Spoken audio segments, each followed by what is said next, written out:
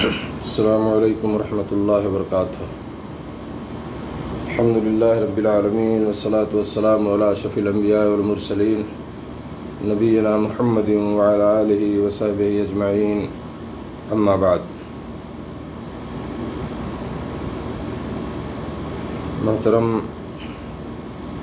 ساتھیوں، دینی بھائیوں، مشاہدین کرام، اسلامی خواتین، آج بتاریخ 27 جون سن 2020 عیسوی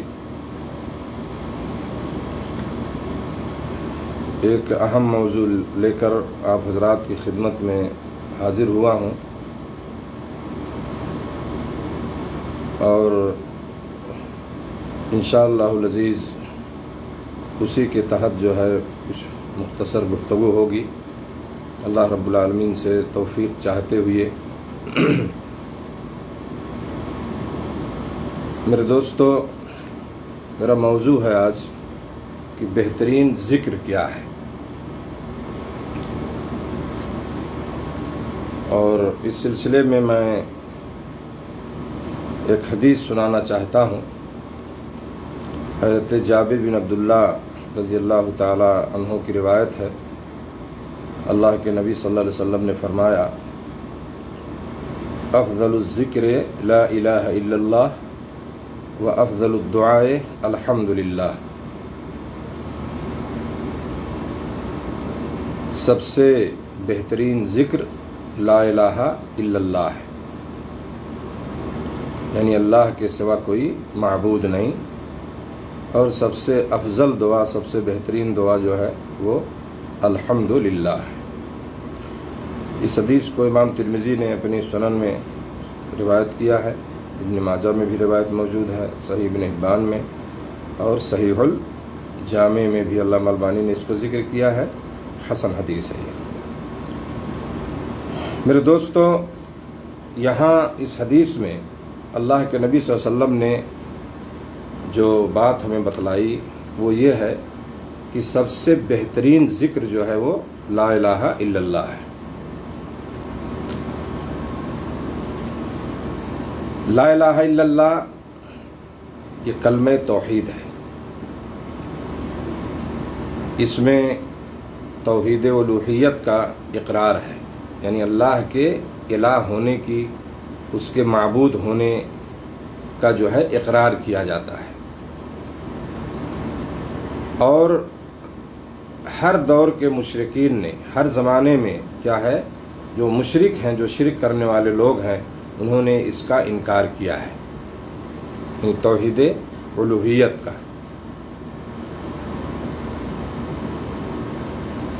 آج بھی مشرکین کی حالت وہی ہے، اور مشرکین مکہ بھی مانتے تھے کہ زمین و آسمان کا پیدا کرنے والا، سب کو روزی عطا کرنے والا، کائنات کی تنظیم تدبیر کرنے والا وہی رب ہے جو آسمانوں میں ہے، اور اس کو جو ہے توحید ربوبیت کہتے ہیں، جو ہے اللہ کے رب ہونے کو تسلیم کرنا، ماننا۔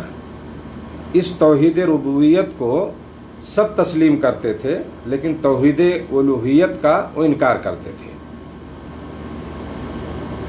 اور اس چیز کو آپ دیکھیں گے سورہ زمر میں اللہ تعالیٰ نے اس چیز کو بیان فرمایا ہے۔ اللہ نے فرمایا، اعوذ باللہ من الشیطان الرجیم، وَلَئِن سَأَلْتَهُم مَّنْ خَلَقَ السَّمَاوَاتِ وَالْأَرْضَ لَيَقُولُنَّ اللَّهُ۔ اگر آپ ان سے پوچھیں، یہاں خطاب نبی کریم صلی اللہ علیہ وسلم کو، کہ اگر آپ ان سے، یعنی مشرکین سے، جیسا کہ امام طبری وغیرہ نے ذکر کیا یہاں کہ ان سے پوچھیں، ان سے مراد کون ہے؟ مشرکین ہیں، جو بتوں کی پوجا کرنے والے۔ تو اگر آپ ان سے پوچھیں، یعنی مشرکین سے، کہ آسمان و زمین کو کس نے پیدا کیا ہے، تو یقیناً وہ یہی جواب دیں گے کہ اللہ نے۔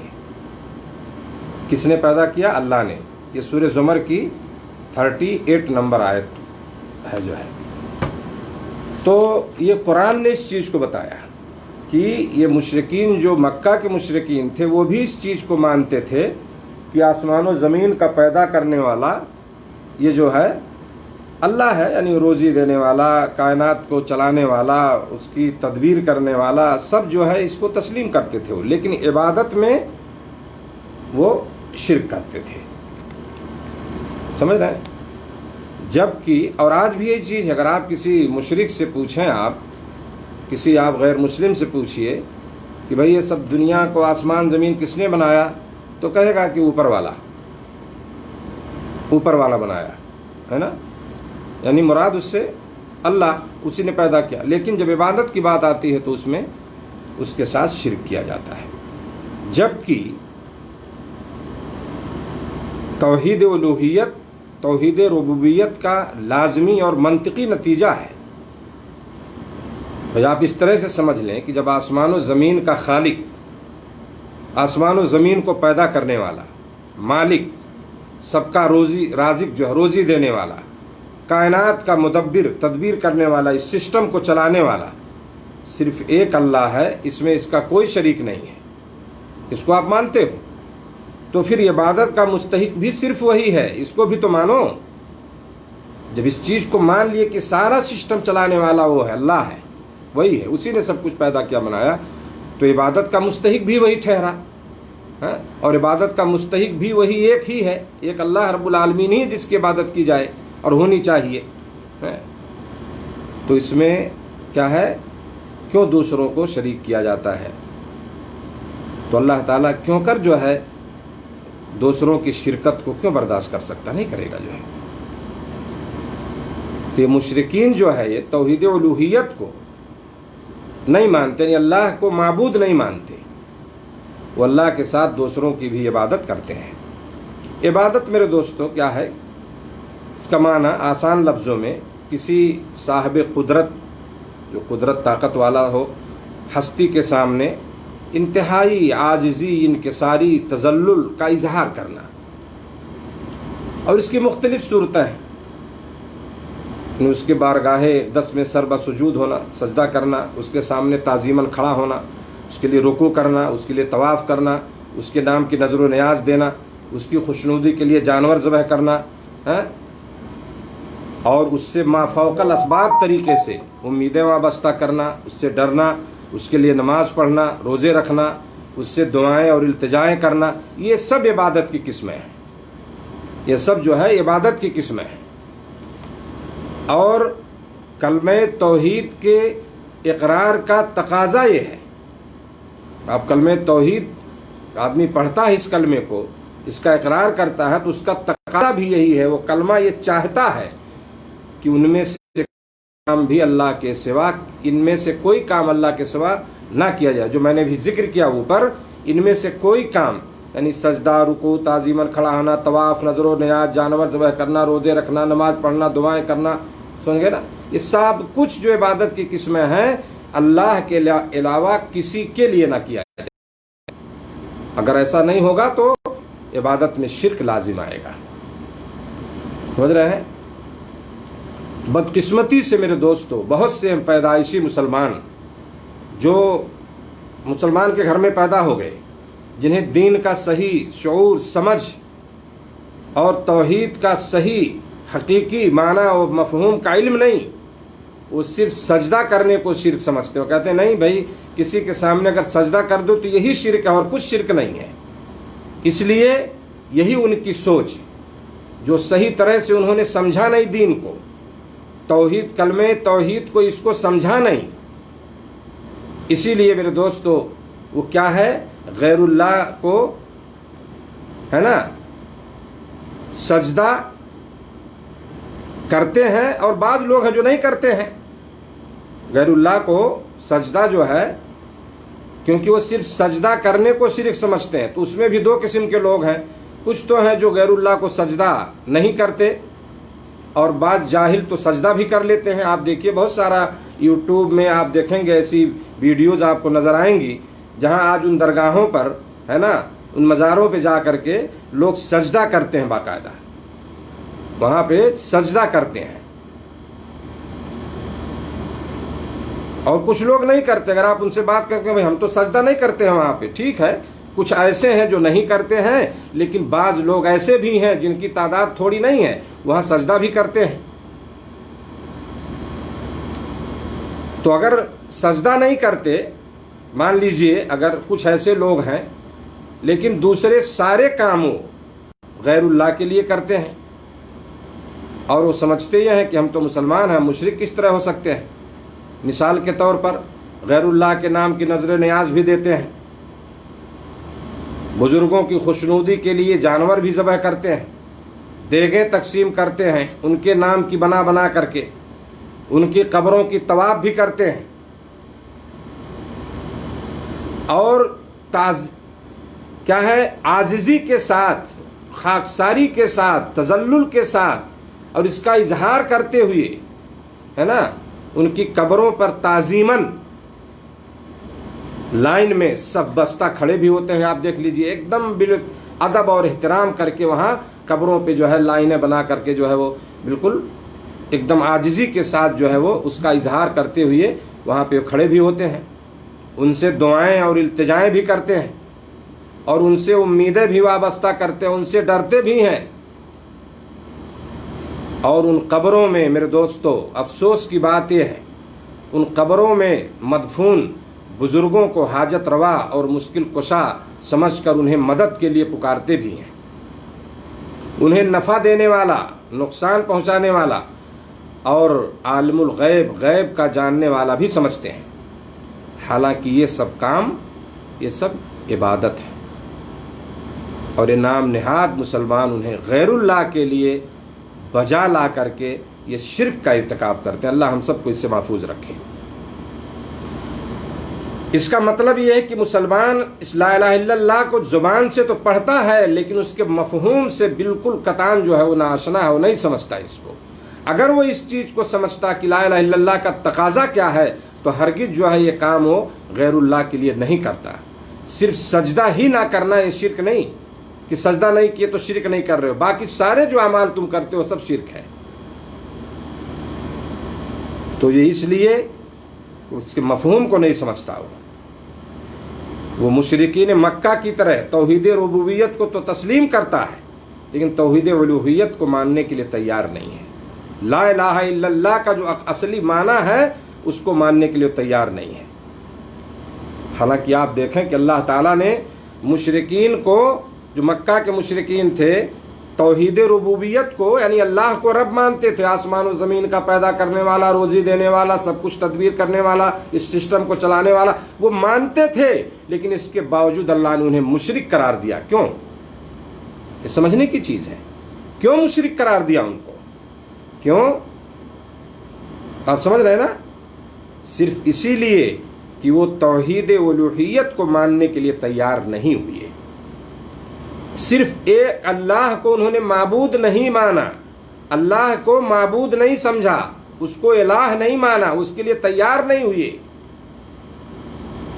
इसलिए जो है उन्हें अल्लाह ने मुशरिक करार दिया। तो आज अफसोस ये है कि बहुत सारे हमारे मुसलमान भाई जो हैं, जो अपने आप को मुसलमान कहते हैं और उससे बढ़कर अपने आप को अहले सुन्नत वल जमात कहते हैं, सबसे बड़ा टाइटल जो है सहाबे किराम, ताबईन, मुहद्दिसीन, अइम्मे किराम का, समझ रहे हैं ना, कि जो अहले सुन्नत वल जमात, जो हकीकत में वो लोग जो कुरान और हदीस के मुताबिक चलने वाले लोग, ये टाइटल भी उन लोगों ने रख लिया, अपना नाम के सामने लगाते हैं अहले सुन्नत वल जमात, समझ रहे हैं। और काम शिर्क का, काम शिर्क, शिरकिया अमाल, गैरुल्लाह को पुकारना, उनसे मदद मांगना, वहाँ नजर नियाज करना, उनके नाम की जानवरें जब सब कुछ है, और नाम अहले सुन्नत वल जमात, ये हो ही नहीं सकता है। तुम्हारे कौल में और अमल में तजाद है, टकराव है, हो ही नहीं सकता। अहले सुन्नत वल जमात अगर तुम अपने आप को कहते हो तो तुम्हें अहले सुन्नत वल जमात के मनहज और उस तरीके पे चलना होगा। अल्हम्दुलिल्लाह उस तरीके में शिर्क बिदात नहीं है। सलफ सालिहीन का तरीका है, उनका ये मनहज है, वही अहले सुन्नत वल जमात। जो उस रास्ते पर चलेंगे वो अहले सुन्नत वल जमात है। सही तरीके से कुरान और सुन्नत की तालीम को मानना और उस पर अमल करना। तो इसलिए मेरे दोस्तों, तौहीद उलूहियत को मानना निहायत जो है ज़रूरी है।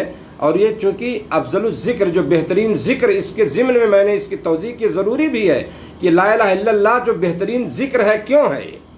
क्यों अल्लाह के नबी सल्लल्लाहु अलैहि वसल्लम ने कहा कि ला इलाहा इल्लल्लाह जो है ये बेहतरीन ज़िक्र है, यानी आदमी उसको पढ़े, ذکر اذکار جو آپ پڑھتے ہیں اس میں لا الہ الا اللہ. تو اس لیے کہ یہ اس کے مفہوم کو بھی آپ سمجھیں کہ یہ چاہتا کیا ہے ہم سے. تو میرے دوستو، جب تک توحید الوہیت کا اقرار نہیں ہوگا، توحید ربوبیت پر اعتقاد کا کوئی فائدہ نہیں، کیونکہ اس سے تقاضے، توحید کے تقاضے پورے نہیں ہو رہے ہیں. آپ اللہ کو رب مانو، پیدا کرنے والا، روزی دینے والا، سب کچھ، لیکن جب عبادت کی بات آئے تو دوسروں کو شریک کرو. اس کا مطلب تم نے کیا ہے، وہ توحید ربوبیت تمہاری کسی کام کی نہیں ہے. اور اس کلمے توحید کی یہی اہمیت ہے میرے دوستو، جس کی وجہ سے اسے سب سے زیادہ فضیلت والا ذکر قرار دیا گیا ہے، اور اس کے مثل کوئی اور کلمہ نہیں ہے. یہی کلمہ کفر اسلام اور شرک و توحید کے درمیان فرق کرنے والا ہے. کفر کے درمیان اور اسلام کے درمیان، شرک و توحید کے درمیان فرق کرنے والا یہی لا الہ الا اللہ ہے. یہی کلمہ انسانوں کو اللہ سے جوڑنے والا ہے اور غیروں سے توڑنے والا ہے. جب آدمی اس کلمے کو پڑھ لے گا، اس کے مفہوم کو سمجھ لے گا، اس کے معنی کو سمجھ لے گا، تو غیروں سے جو ہے نہیں جڑے گا، وہ غیروں کی طرف نہیں جائے گا اللہ کو چھوڑ کر کے، وہ شرک نہیں کرے گا. سن گئے نا؟ صرف ایک اللہ ہی کی عبادت کرے گا وہ. یہی کلمہ میرے دوستو انسان کے نفس کا سب سے بڑا تزکیہ کرنے والا ہے، پاک کرنے والا، انسان کے نفس کو اور اس کے باطن پوشیدہ چیزوں کی کیا ہے، وہ صفائی کرنے والا ہے. دلوں کو شیطان کی آماجگاہ بننے سے بچانے والا ہے. آدمی اگر اس کلمے پر عمل کر لے تو شیطان جو ہے اس کے دل میں نہیں بیٹھ سکتا ہے. تو کاش کہ مسلمان اس کلمے توحید و اخلاص کی حقیقت کو سمجھ سکیں اور اپنے عقیدہ و عمل کو اس کے مطابق کر سکیں. میرے دوستو، یہ بہت ضروری چیز ہے. اسی طرح سے اسی کے تعلق سے اللہ کے نبی صلی اللہ علیہ وسلم نے فرمایا، صحیح ابن حبان کی روایت، اور علامہ البانی رحمہ اللہ نے اس کو اپنی کتاب الصحیحہ میں بھی ذکر کیا ہے، من قال لا الہ الا اللہ مخلصا دخل الجنہ. افضل الذکر بھی، سب سے بہترین ذکر میرے دوستو لا الہ الا اللہ. اور یہاں اللہ کے نبی صلی اللہ علیہ وسلم نے فرمایا کہ جس نے دل کی گہرائی سے لا الہ الا اللہ کہا وہ جنت میں جائے گا. دل کی گہرائی سے جس نے کہا لا الہ الا اللہ وہ جنت میں جائے گا. تو اخلاص، مخلصن کا جو لفظ آیا حدیث میں، اخلاص کا مطلب ہے دل کی گہرائی سے. اس کا مفہوم و مطلب سمجھتے ہوئے اور اس کے تقاضوں پر عمل کرتے ہوئے اس کلمے کو پڑھنا. سمجھ رہے نا؟ یعنی اس کے مفہوم کو سمجھیں، یہ مطلب اس کا کیا ہے، یعنی اللہ کے علاوہ کوئی معبود نہیں. آپ یہی اس کا مطلب سمجھتے ہیں. سمجھ رہے ہیں نا؟ لا الہ الا اللہ کا مطلب کیا ہے کہ اللہ کے علاوہ کوئی معبود نہیں، نہیں ہے معبود مگر اللہ. لا الہ نہیں ہے کوئی معبود الا اللہ مگر اللہ، یا اللہ کے سوا اللہ کے سوا کوئی معبود نہیں. سارے معبودوں کا انکار ہو رہا ہے. اس کے معنی اور مفہوم کو ہمیں سمجھنا ہوگا اور اس کے تقاضوں پر عمل کرتے ہوئے اس کو پڑھنا ہے. جیسا کہ میں نے بتایا اس سے پہلے کہ بہت سے ایسے لوگ جو ہیں صرف دکھلاوے یا کسی خوف سے کلمہ توحید زبان سے ادا کریں، یا ایسے بھی ہو سکتے ہیں جو اس کا مطلب مفہوم ہی نہ سمجھتے ہوں اور زبان سے لا الہ الا اللہ کہنے کے باوجود کیا ہے وہ اللہ کے سوا دوسروں سے کیا ہے ما فوق الاسباب طریقے سے دوسروں کو حاجت روائی، ضرورت کو پورا کرنے پر وہ قادر سمجھتے ہوں اور ان کو نفع نقصان پہنچانے کا عقیدہ جو میں نے بھی ذکر کیا.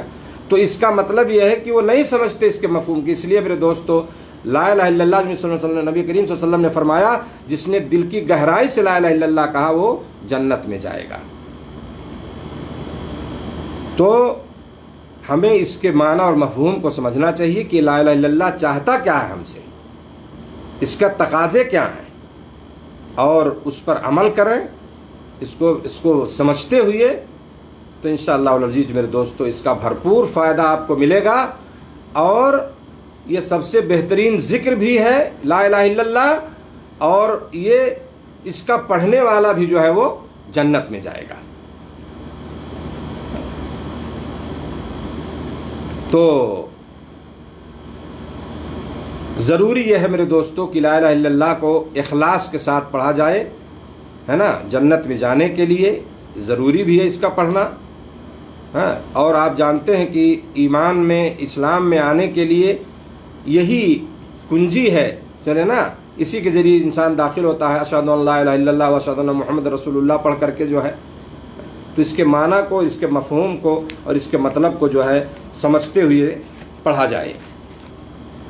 اور آخری بات اس کے تعلق سے میں برز کرنا چاہتا ہوں، وہ یہ ہے کہ اللہ کے نبی صلی اللہ علیہ وسلم نے فرمایا، من کان آخر کلامہ لا الہ الا اللہ دخل الجنہ.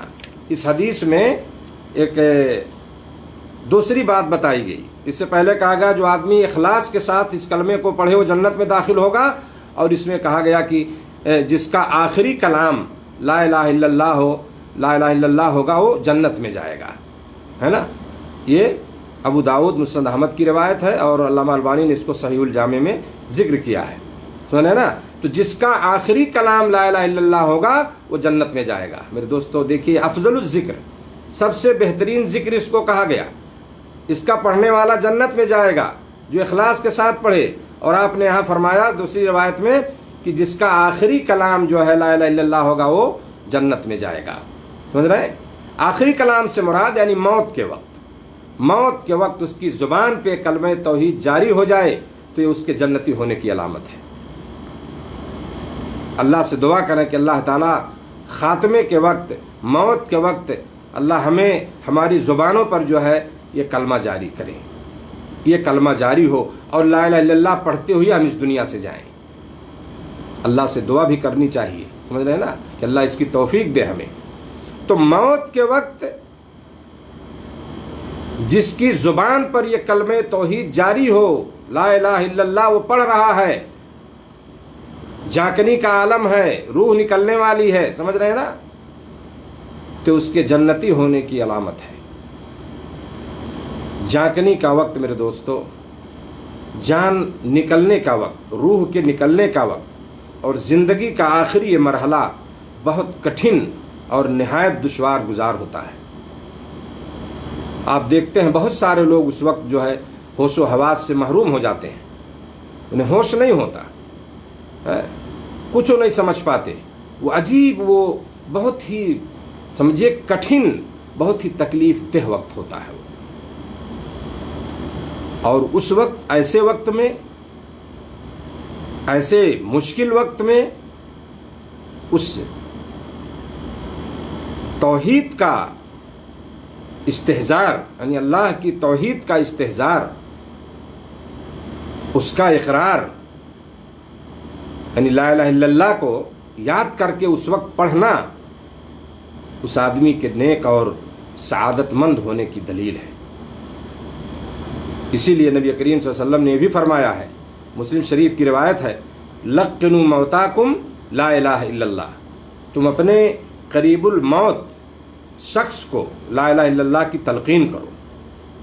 یعنی جو آدمی مرنے کے قریب ہے، جھانکنی کے عالم میں ہے، تو اسے لا الہ الا اللہ کی تلقین کرو.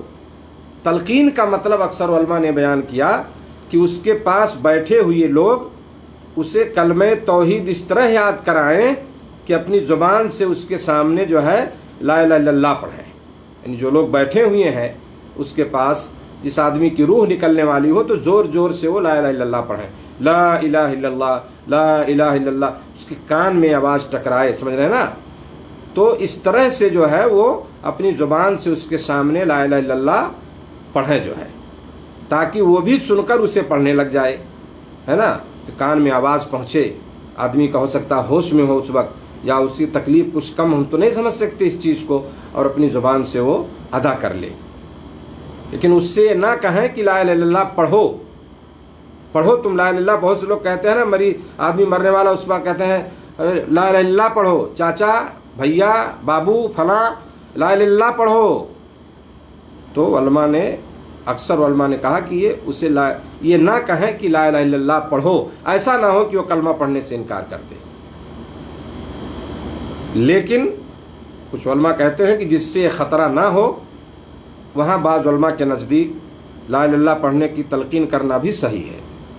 اگر آدمی ایسا ہے جس سے ڈر نہیں ہے کوئی انکار کر دے گا، پڑھا لکھا یا جو بھی ہے، تو کچھ علماء نے کہا کہ اگر وہ تلقین کرے، ہے نا، لیکن بہتر یہی ہے کہ جو ہے اس سے نہ کہا جائے، کہیں ایسا نہ ہو کہ وہ اس کا انکار کر دے، اس تکلیف پریشانی میں ہو، وہ کچھ نہیں سمجھ پا رہا ہے، اس کی زبان سے کیا نکل جائے۔ تو تلقین ہم کریں، یعنی وہاں بیٹھ کر کے جو ہے وہاں پہ اس کے سامنے ہم زور زور سے پڑھتے رہیں، جو لوگ وہاں موجود ہیں اس کے مرنے کے وقت ہوں وہ اس کو پڑھیں زور سے، تاکہ وہ سن کر کے جو ہے وہ بھی اس کو پڑھے جو ہے۔ تو میرے دوستو، جس کا آخری کلام لا الہ الا اللہ ہوگا وہ جنت میں جائے گا، اللہ کے نبی صلی اللہ علیہ وسلم کی حدیث ہے۔ اور ہم لوگ بھی اللہ سے دعا کریں کہ اللہ تعالی ہمیں بھی اس کی توفیق دے کہ جب ہماری آخری کلمہ جو ہماری زبان سے نکلے، جب اس دنیا سے جائیں تو لا الہ الا اللہ ہو۔ آخری بات میرے دوستو، جو یہ چیز مشہور ہے لوگوں میں کہ بالکل جاکنی کے عالم میں جو وقت آدمی ہوتا ہے، مرنے کے بالکل قریب ہے، قریب المرگ جو ہوتا ہے، اس کے پاس بیٹھ کر کے کچھ سورہ یاسین پڑھو۔ بعض لوگوں کا خیال یہ ہے، اور لوگ کرتے بھی ہیں ایسا، سورہ یاسین پڑھو، اور اس کی بنیاد کیا ہے، یا اپنے دلیل میں جو ہے وہ ایک روایت ذکر کرتے ہیں کہ اقرؤوا یاسین علی موتاکم، یہ روایت ابو داؤد میں ہے کہ تم جو ہے اپنے مردوں پر سورہ یاسین پڑھو۔ لیکن میرے دوستو، ہمیں معلوم ہونا چاہیے کہ یہ روایت سخت ضعیف ہے، یہ روایت جو ہے صحیح نہیں ہے، یہ سخت ضعیف روایت ہے، یا اس کے پڑھنے کے سلسلے میں جو روایتیں ہیں وہ قابل عمل نہیں ہیں، اور اس کے پڑھنے کی کوئی صحیح دلیل نہیں ہے، اس لیے اس کو نہیں پڑھنا چاہیے۔ سورہ یاسین نہیں پڑھنا چاہیے، جو لوگوں میں مشہور ہیں عام طور سے، وہ سخت ضعیف روایتیں ہیں اور ان پر عمل نہیں ہوتا ہے۔ ضعیف روایت پہ عمل نہیں تو سخت ضعیف ہے، سمجھ رہے ہیں؟ تو ہمیں اس سے اجتناب کرنا چاہیے، اس سے بچنا چاہیے، صرف ہمیں لا الہ الا اللہ وہاں پڑھنا چاہیے، اور یہ کوشش کی جائے کہ مرنے والے کی زبان پر یہ کلمہ جاری ہو جائے۔ یعنی آپ وہاں پہ بیٹھ کر کے، اگر آپ موجود ہیں، آپ کے سامنے کسی کی وفات ہو رہی ہے، تو وہاں زور زور سے جو ہے اس کو پڑھا جائے۔ تو یہ چند باتیں تھیں اس بہترین ذکر جو لا الہ الا اللہ کہا گیا اس کے تعلق سے، جو میں نے ذکر کیا سرسری طور پر اپنے اس درس میں، اور اللہ سے میں دعا کرتا ہوں کہ اللہ تعالی ہمیں توفیق دے کہ ہم یہ ذکر کرتے رہیں، لا الہ الا اللہ ہم اس کو پڑھتے رہیں، ہے نا، اور اس کے معنی اور مفہوم کو بھی سمجھیں، اور اس کے تقاضوں پر ہم عمل کریں، یہ ہم سے یہ کلمہ کیا چاہتا ہے، اور اپنے آپ کو ہر قسم کی شرک سے بچانے کی کوشش کریں، کیونکہ بہت بڑا گناہ ہے وہ، اور اللہ تعالیٰ نے واضح طور پر قرآن میں فرما دیا ہے کہ اللہ تعالیٰ شرک کرنے والے کو معاف نہیں کرے گا، اس کی بخشش نہیں ہوگی۔ ان اللہ لا یغفر ان یشرک بہ ویغفر ما دون ذلک لمن یشاء۔ شرک کے علاوہ کوئی گناہ ہے تو اس کو بخش سکتا ہے، اس کی مشیت پر ہے، وہ اللہ چاہے گا معاف کر دے گا، لیکن اللہ نے کہا کہ وہ شرک کرنے والے کو کبھی بھی اس کو معاف نہیں کرے گا، اس کی بخشش نہیں ہوگی۔ تو ہم اس توحید الوہیت کو اچھی طرح سمجھیں، اور اس پر ہم عمل کریں، اور اس کے تقاضے کو ہم پورا کریں، اور اسی میں ہماری کامیابی ہے۔ تو اللہ تعالی ہم سب کو جو ہے ان باتوں پر عمل کی توفیق عطا فرمائے، اور رب العالمین جو ہمیں اس کے معنی اور مفہوم کو سمجھنے کی توفیق دے، اور ہمارے جو بھائی جہالت کی وجہ سے گمراہی میں ہیں، یا دانستہ طور پر جان بوجھ کر بھی ایسا کرتے ہیں، اللہ انہیں دین کی صحیح سمجھ دے، اور اللہ انہیں ہدایت دے کہ وہ دین کو صحیح طرح سے سمجھیں، اور شرک وغیرہ سے جو ہے وہ توبہ کر کے صحیح طریقے سے جو ہے کتاب و سنت پر عمل کرنے کی کوشش کریں۔